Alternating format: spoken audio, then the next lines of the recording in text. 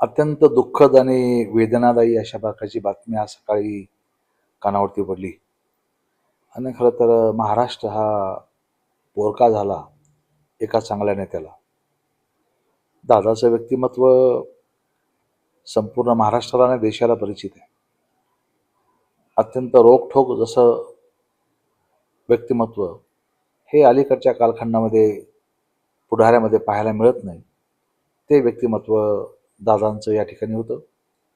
मला आठवतं की आत्ताच हल्ली माझ्या घरामध्ये येऊन गेले आणि ते ज्यावेळेस घरातून बाहेर पडू लागले त्यावेळेस मी म्हटलो, दादा दादा तुम्ही येणार होतात म्हणून मी 2 दिवस घर साफ केलं.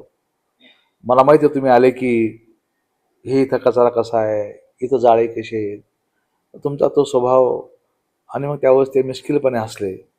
हां म्हणे बरोबर आहे बरोबर, तेव्हाच मला काही इथं दिसलं नाही म्हणे. इथं एक दिलेला शब्द पाळणारा नेता, हर हुन्नरी नेता आज महाराष्ट्रातून हरवला. खूप दुःख होतं या गोष्टीचं. मी त्यांना भावपूर्ण श्रद्धांजली अर्पण करतो.